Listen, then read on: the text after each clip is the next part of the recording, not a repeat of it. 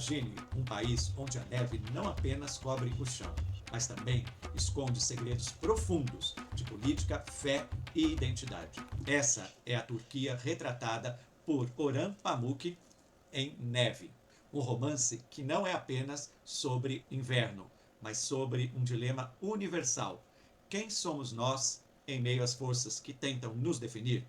Hoje eu te convido a mergulhar comigo nesse mistério gelado que vai te fazer repensar fronteiras, crenças e até o amor. Se você já leu algum livro de Orhan Pamuk, ou você gosta desse tipo de romance, que explora novas culturas, que retrata países que normalmente não são retratados na literatura, já dá o seu like e assina o canal, porque sempre tem muita resenha por aqui. Eu fiquei pensando por onde é que eu vou começar para falar sobre Neve de Orhan Pamuk. E aí eu acabei decidindo falar sobre a neve em Neve. A neve, nesse romance, ela tem um papel muito importante. Ela não é apenas um componente do cenário que embala todas as tramas e todas as ocorrências do romance. Ela é quase que uma protagonista, porque tudo que acontece nesse romance está relacionado com uma tempestade de neve e a forma e o desenrolar, né, e a resolução de toda a trama, ela vai acontecer exatamente quando a neve acaba. Então a neve, ela é extremamente importante para definir os acontecimentos, como também é importante como recurso que o autor Orhan Pamuk usa para realçar a frieza dos acontecimentos nessa trama. Então a ideia é de que o título faz muito sentido, porque a neve é algo central nesse romance. Ela não é o protagonista, porque o protagonista é um exilado turco que reside na Alemanha, mais precisamente em Frankfurt, e que vai para Istambul para participar dos funerais da sua mãe, e depois vai para uma cidade pequena na região da Anatólia, quase divisa com a Geórgia, para cobrir as eleições municipais e também para fazer uma matéria jornalística sobre a onda de suicídios entre jovens muçulmanas que mantêm ou que resgatam o costume de cobrir a sua cabeça com um manto. E outra motivação inconfessa de K, que é o nome do protagonista, é a de reencontrar um amor da época da universidade, que é uma outra personagem muito importante na trama, que se chama IPEC. Ah, e se você quiser conferir mais resenhas como essa, não esqueça já de ativar o sininho, assim você será notificado toda vez que um vídeo novo chegar aqui no canal Explora Mundo. E nós temos vídeos novos toda semana, às segundas-feiras e às quintas-feiras, fica ligado. Antes da gente prosseguir falando do romance, eu gostaria de falar um pouco do autor, porque Orhan Pamuk é um romancista turco natural de Istambul e que se tornou um dos maiores escritores da Turquia. Ele publicou esse romance, Neve, em 2002, e em 2006 ele recebeu o Prêmio Nobel da Literatura e foi considerado, então, um dos 100 mais influentes homens do mundo. Então veja a importância desse escritor, não só para a Turquia, mas também para a literatura universal. Bem, a ocorrência da nevasca, Kars se torna uma cidade isolada do restante do mundo e, com isso, um grupo formado por um casal de atores famosos que lidera esse grupo e mais algumas pessoas, mais alguns militares resolvem dar um golpe e tomar o poder na cidade para impedir a ascensão dos fundamentalistas islâmicos que, segundo as previsões, vão vencer as eleições municipais em Kars. E esse grupo, sendo secularista e desejando um Estado mais liberal e mais livre dessas tradições, aplica então esse golpe, toma o poder na cidade, mas é um golpe datado, né? Porque a tempestade de neve que isola a cidade vai durar 3 dias e, lógico, quando essa neve se derreter e as estradas forem liberadas, e tudo vai voltar ao normal. Mas durante esses 3 dias muitas coisas acontecem. Mortes, violência, estupros, assassinatos, o embate entre então as duas forças oponentes, os mais tradicionais e os secularistas.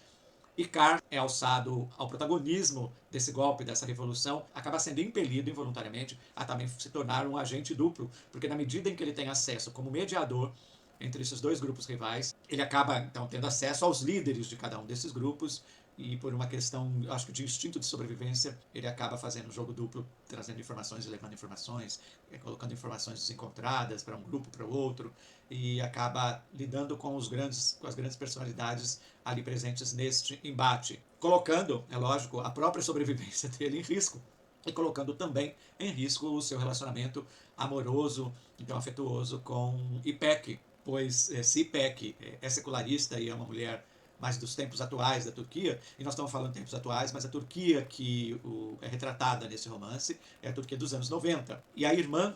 da IPEC Cadife, é uma das líderes das mulheres mais tradicionais e que retomam a tradição de cobrir os cabelos com o manto, como um sinal de louvor a Deus, enfim, toda a questão cultural e religiosa que se funde muito na Turquia. Se você ainda está aqui neste vídeo e está curtindo essa análise, não esqueça de compartilhar com seus amigos que gostam de pensar, de discutir esses temas de religião, política e identidade cultural, e eu garanto que Neve vai render ótimas conversas entre vocês. E além desses acontecimentos todos, uma coisa muito legal acontece com o K é que ele passou anos numa ressaca poética, ou seja, ele se tornou um poeta meio que improdutivo, porque ele já tinha muito tempo que ele não tinha inspiração para escrever nenhum poema, e ele vivia, na verdade, da fama que ele conquistou com os livros que ele já tinha publicado. Ele era um bom poeta e ele vivia do salário que ele recebia por ser um exilado político, e também das leituras que ele fazia pela Europa, e também de alguns trabalhos jornalísticos, como os que ele foi fazer em Kars. Acontece que, com a chegada dele na cidade, e talvez pelo reencontro desse antigo amor da juventude, ele passa a ficar inspirado de novo, e nesses 3 dias ele acaba produzindo uma quantidade enorme de poemas e reúne material para escrever um novo livro. E 4 anos depois que tudo isso se desfaz, né, a nevasca se desfaz, o golpe se desfaz, o narrador, porque a história é narrada em terceira pessoa, e até um certo momento a gente não sabe, né, a gente, leitor, não sabe quem é o narrador, mas acaba descobrindo já no adiantado da história, porque 4 anos depois esse narrador vai a Kars para levantar toda a história desses acontecimentos vivenciados por K e também tentar resgatar, encontrar o tal caderninho verde em que K anotou todos os seus poemas e que está desaparecido. Então Neve é um calhamação, quase 500 páginas, mas muito bem diagramado. As margens, espaçamento entre linhas e o tamanho da fonte possibilita uma leitura que flui, né, principalmente para quem, como eu, já tem dificuldade de leitura,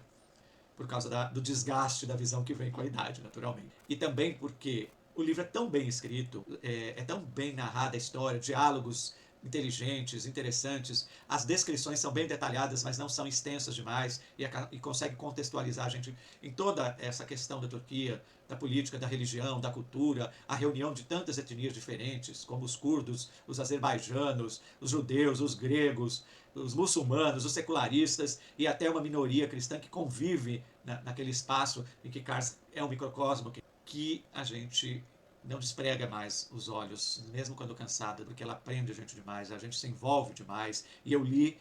esse livro todo em apenas 3 dias, ou seja, o tempo que durou os acontecimentos todos que são retratados neste romance. E nesse processo, né, nessa sua visita a Kars, ele acaba